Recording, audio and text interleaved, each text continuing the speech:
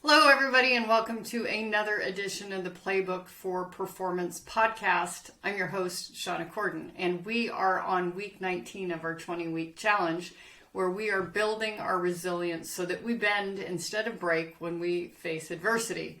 And definitely, this is a super important situation for our organizations and our leaders, because for a successful change effort to occur, it relies on this three-legged tripod. The first is strong leadership. Where are we going? Why are we doing it? What's there? The second piece is communication. What decisions have been made? What's the timeline? What are the updates? What are we correcting that didn't go so well, etc., in a very timely and thorough fashion and at the right level for the people who need to hear it. And then finally, employee resilience. Have they just been bombarded with so much stuff that they are battle fatigued and they don't have the energy to move forward? And this 20-week challenge is all about building that resilience for that third leg to make sure that they are battle ready when it comes to addressing the changes that are happening in your organization, and that they will, have the fortitude to follow through and make sure that the change effort happens as you've designed it. It's also just a great way to build employee engagement, because when people feel like their managers care about them as a person, not just a widget producing employee, they give more, they care more, and they're a lot less likely to be quiet quitters in the organization. So this is part of a 20-week challenge. If you're just starting today, that's fine. You can do them in any order, but do know that these can be tailored for your organization to support your change efforts and your leadership. So let's get started. Today we're going to be talking about perfecting your present. So what does that mean? That sounds like such a strange thing. Well, the present is the current moment. So living in the now. And depending on what you did yesterday, you have today's situation as it is because of the preparation or the activities that you did. I weigh what I weigh today because of things I ate yesterday and the days before, and the amount of working out that I did and how fit I am, etc. We can only do something about the moment, right? We can only act in the moment. So if we're living in yesterday and we're thinking about regret and things like that, not productive. We can't do anything about it except maybe do a lessons learned or post-mortem analysis. And we can't do anything about tomorrow because we're not there yet. So what we really want to do is recognize today is what it is because of what's come before. Tomorrow will be what it is based on what we do today. And so we really want to think about how we can enjoy and be present in the moment and what's happening right now. So let's get started. Now, if you're just joining us or if you're listening through your podcast app, do know that these videos are out on YouTube and they're presented with some slides. So you've got some bullets that you can follow along with if you like that. And we'd love for you to subscribe to our channel. So, invitation. Okay, so when do I suggest this lesson? When I feel like my clients are overly focused on the past, or they are so absorbed in achieving the future, they're not enjoying the present moment, or they're not present with their meetings, their family, their friends, etc. They're not there. Or if I hear this, I'll be happy when. I'll be happy when I earn my first 100K. I'll be happy when my bank balance is 500K. I'll be happy when I've upped my contribution to my 401K to this. I'll be happy when I have 10 employees. You name it. I'll be happy when I weigh 120 pounds. Those things are really robbing you of the joy in the present. And so can we adopt an attitude of, I'm on my way here?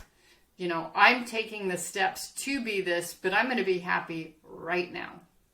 That's what we're really aiming for. We can only control the present, so we want to take steps right now to make it more enjoyable.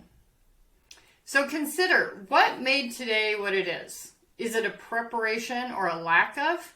So I know a lot of people have this ambition. It's still early, right? We're in March, and people's New Year's resolutions for fitness and healthful eating and things like that, if you're one of those people, you might still be on the plan, but a lot of people aren't. And if we go back to James Clear, and I know I quote James Clear a lot, but Atomic Habits is a great book, and if you haven't read it, I highly recommend it. But the key to lasting change and forming really good habits is this idea of your identity. You know, are you an exerciser? Are you a runner? Are you a yogini? Whatever it is. That is one of the first steps. But in order to believe it, you got to start taking the actions that suggest that. And so if you want to be a morning workouter, that's me, that's why I'm dressed this way, then you probably need to have everything lined up. So I'm blessed enough that we have a home gym that has a fair amount of equipment in it. And so in the morning when I get up, I basically take out my retainer, step on the scale, put on my workout clothes, and all my workout clothes are in this one little bin in my closet. I grab my scrunchie, I walk downstairs after I've made my shot of espresso and filled my gallon, Andy Frisella, I'm shouting at you, my gallon of water. And so, and I work out immediately. I listen to my Bible in a Year podcast as I do my initial stretching. I'm doing this new thing that's called kettlebell golf. And so one of my big goals this year is to really improve my golf game and take it seriously rather than just go out and hack. And so I'm doing this fitness program that's very specific to preparing for balance and range of motion and things like that for golf. I'm also doing the science of stretching with body yoga, Lucas Rockwood, shout out to him. And then when I'm done listening to those podcasts, I often listen to Andy Frisella, who is the author of the 75 Hard program, which I completed back in February. And so because I've got this routine that I'm running, and because I'm well prepared, my workout room is stocked. I've got my courage corner with my kettlebells. I've got my gloves for making sure that my kettlebells aren't chafing my hands. And I've got wrist guards for when I'm doing my cleans and lifts, etc. And so I have no excuses. Okay? A couple times a week, I am doing a functional body workout from a guy that's out in Italy who's just the most joyful guy ever, Ali Pisano. And so I've got my workout bench ready to go to do those functional workouts. And so I am fully prepared to do that. Now, are there times that things don't happen? Yes, because I haven't created the routine to do so. And so that's what I mean by lack of preparation. If you ate poorly, it's probably because you didn't have the ingredients on hand to prepare that nutritious meal that you were aiming for or aspired to. And part of it is your attitude. Are you thinking, I'm a fit person, this is what I do, I'm really excited about it? Or are you dragging yourself going, oh, I have to? Okay? Because the person who's saying, oh, I have to, they have not taken on that identity of, I'm the fit person. Or I am the person who gets crap done. Or I'm the person who's in command of their field. Or I'm a champion of these ideas, etc. So the identity and attitude are very important. Sometimes people, my clients in particular, tell me something happened that was unexpected. And I'm like, really? Really? Kind of like the Gronk commercial. I'm special. That whole idea of it being unprepared, most cases, these were yellow flags that were ignored because they didn't fit the formula or the image or the story that they've been telling themselves. And so most of the time, I think if we go back and we really create awareness and we remove our biases, we will find that that unexpected thing was actually expected. We just didn't want to admit it to ourselves. Is it bad luck, or, as I quoted in our last podcast, chance favoring the prepared man? When we say we have bad luck, is it because we have created a pattern that leaves us susceptible? Or is it our attitude, what some people go, oh, that's kind of a nuisance, whatever, move on. Or is it, I'm prepared, I am ready to go. That's something that's really important. And so we want to look at that and say, have I prepared myself to take advantage of the opportunity when it comes? When I get the phone call that says, hey, we want to feature you tomorrow morning on our news segment in the morning, are you ready to go? Pretty exciting. So, and by the way, speaking of things, I am excited to share, I'm going to be presenting at SHRM. So all of you HR partners that are out there, if you are going to be in Las Vegas in June, I will be there. If you're going to be at the ICF conference Converge in August, I'm going to be presenting there. I'm going to be talking at both locations about my new book, Meet Me in the Middle, about overcoming polarization. So I hope to see you there. So back to the program. How quickly can I dance in the moment and embrace what is? So let's say that you've planned date night. You're super excited to have some connection and you have some expectations that maybe you have not communicated. Like no phone, no talking about kids, no talking about work. Okay, those are just some examples. You get to choose. And you show up at the restaurant and they're closed because they have a broken pipe. Okay, how quickly can you just say, that's okay. The important part is that I'm here with you. I'm connecting, this is our magical time together. How should we pivot?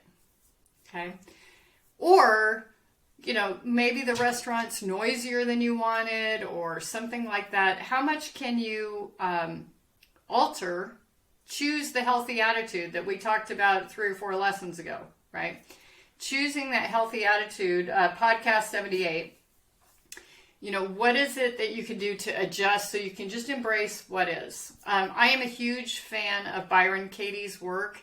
I think The Work is the name of the book, is something I would highly recommend. She says her religion is whatever the truth is. And that is that, if she believes her kids should pick up their socks and they don't, then she's in denial.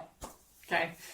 And so, how can we make sure that we are embracing what really is and accepting that truth of it and then enjoying that peace in what it is? And how much fun is in being? How much versus doing? But just enjoying the moment without having to do anything. And that is something I have worked very, very hard to overcome over the years. I was addicted to achievement. I was always one of those high achiever kids, skipped, multiple years in school, started college 15, 16 years old, multiple degrees, just really getting out there to say, oh, I've got to do this thing, etc. And so I would achieve something and we're going to talk about this more next week. And I'd be like, oh, is that all there is? I thought there was going to be more to this. I thought it'd be like suddenly happy and like there would be sunshine and unicorns. But if we haven't taken the time to enjoy the process and all the steps that go along with it and enjoying like what we have achieved so far, we probably are not having a whole lot of fun in the being part. So I invite you to think on that. So do consider the benefits. If we construct our present well, the future will take care of itself. So if we've got these habits and routines and identity that say, I'm a healthy eater, I'm a fit person, I take time to be in my faith and, worship, prayer, meditation, whatever it might be, tomorrow is going to take care of itself. So when we have these big, lofty vision goals, our vision board, what are the steps that we are taking, those little incremental things where it will naturally resolve itself, whether it's paying ourselves first, in terms of, savings to build that cash flow so that we can afford that future mortgage or pay it off with cash immediately. There are a lot of really good results that come from those routines that happen in the day-to-day, in the present. We also want to have pleasure in the moment versus that someday. The Gap and the Gain is a great book that talks about this kind of comparing ourselves to where we started from rather than that future state and always being in that dissatisfaction. One of the things that we really do in coaching, probably the greatest gift that is the pivot for, or a leverage point for really creating a fantastic life, is creating awareness, because we cannot take action or make decisions without awareness.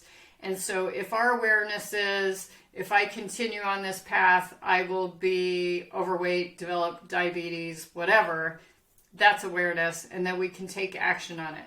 If we recognize that, hey, the algorithms are always changing in social media.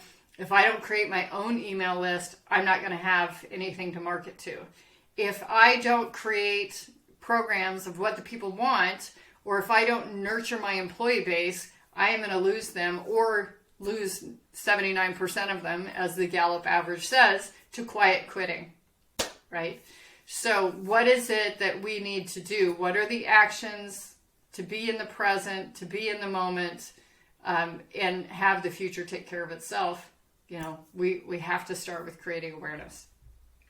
So, homework, because we always have homework, take steps. What happened today because of yesterday? So if you think about your situation, I unfortunately missed a meeting this morning. I was heads down on this project, and I got a text message 50 minutes into the meeting like, hey, are you joining us?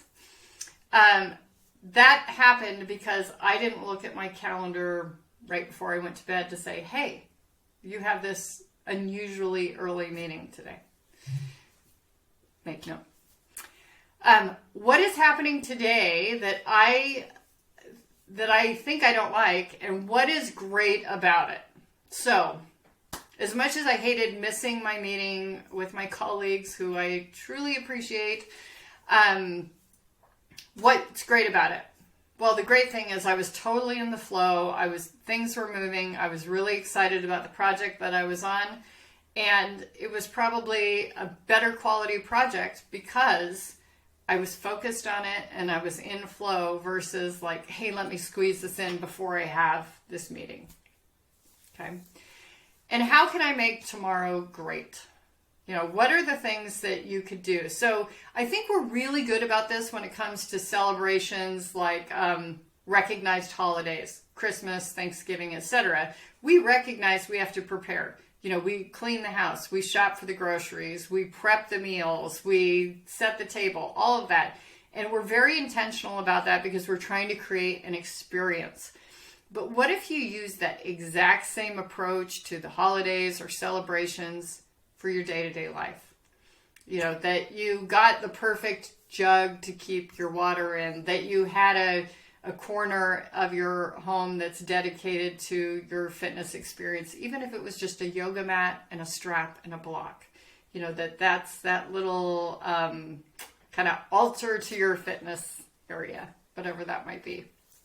So think about the things that you would do to make tomorrow great, whether it's connecting with people, whether it's self-care, whether it's preparing for a project, even just taking 1 minute to think, what are the things that I want to get out of this meeting that I'm about to go into? Those are things that create a lot more intention and much better outcomes. So, Don't forget, you can cater this course for your group, your work team, etc. We would love to support you and build a resilient workforce for you, one that's really engaged so you don't have a bunch of quiet quitters. Please invite your friends and colleagues to this. There is a theme sheet for this 20-week lesson or challenge out on our site. And if you're watching on YouTube, we're thrilled you're here. Please give us a thumbs up. Please subscribe to our channel. We would love to carry you around. You can put comments below, and we will address those comments and get back to you for sure, or address them in a future podcast. We would love to have that. If you're on Apple, please follow. Please double check that you're followed, and subscribe. Tell your friends. And if you'd like to reach out to us, you can reach out at podcast@shaunacorden.com. Until next week, week 20, take good care.